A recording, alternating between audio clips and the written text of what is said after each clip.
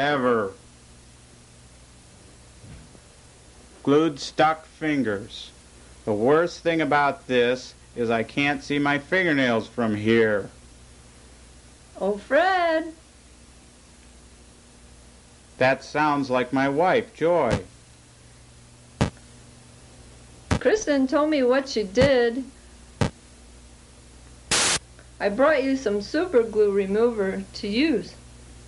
Joy, you're a lifesaver. I'll just leave it right here.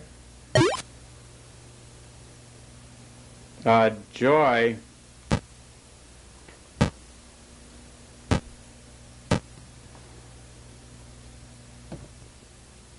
While I'm trying to get to that bottle, why don't we go to announcements?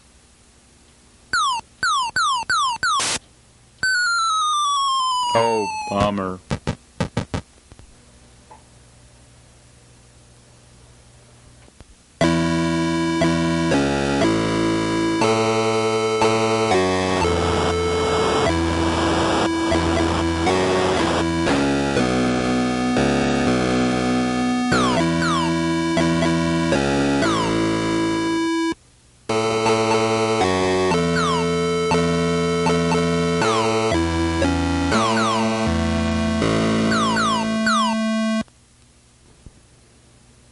Hello, Irene. You'll be happy to know that after much study, prayer, and contemplation, I've decided to support your efforts here against abortion, because I've got convictions.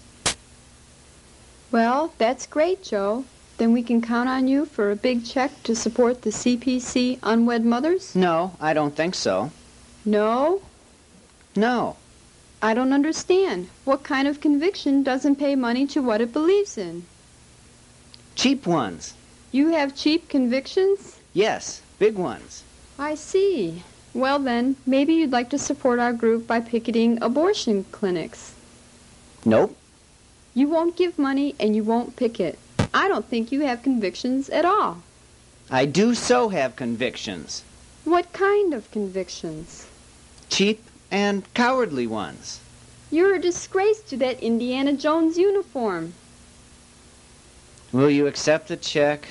Do you have 3 forms of identification and a birth certificate?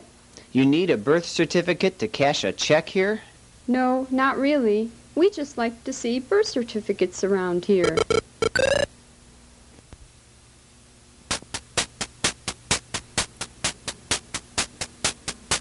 Well, Senator, that's the end of our film. Let me turn on the lights. Tell me, Senator, what did you think of our film, The Silent Sacrifice?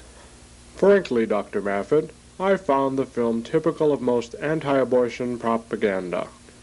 You call ultrasound pictures of the dismemberment of a human fetus only propaganda? Yes, and a bit hypocritical at that. Hypocritical?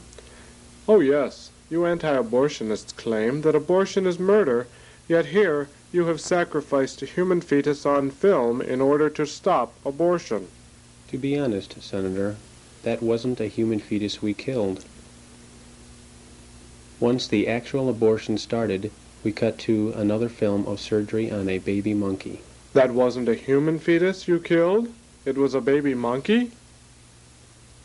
That's right. You inhuman beast!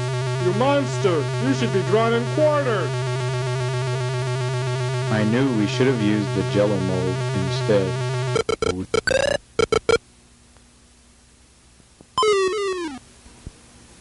Hello, Carrie. What can we do for you this year? Well, Irene, I'm in trouble again, and I'm thinking about having an abortion. What can you do for me? Carrie, we went all through this last year and the year before. Besides, how can you even consider an abortion after bearing such a beautiful child last year? I didn't have a child last year. I aborted it. You aborted it? Then who's in your lap? This isn't a child. This is my Krabby Patch doll. Isn't he beautiful? I think he's just darling. I have all the accessories, the crib, the playpen, the stroller, even the swing set. You give all this love to a Krabby Patch doll, yet you and your husband don't want a real child? Frankly, Irene, after investing all that for a doll, who can't afford a child? You mean you spend everything on this doll, this thing? Then you want to kill your living child? Isn't that a bit crazy? Not at all. You see, I hate changing diapers. Listening to your logic is worse, Carrie.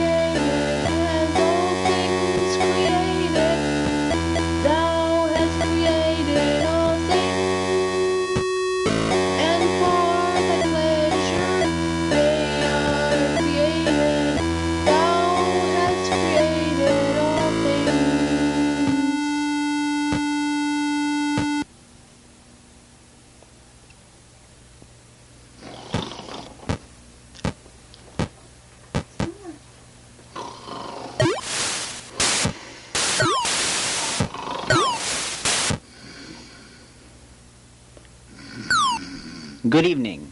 This is Tom Lockjaw, GCS Evening News. For our top story, the Supreme Court said it was tired of the criticism it has received from the President on its abortion decision. In response, it has declared the President a non-person.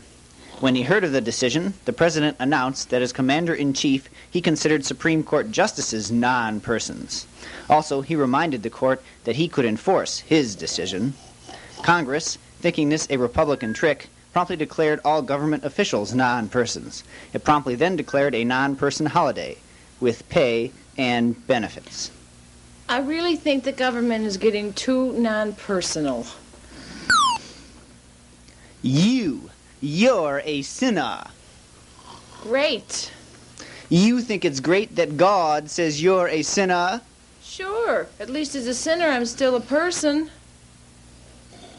Right on, son. Right on.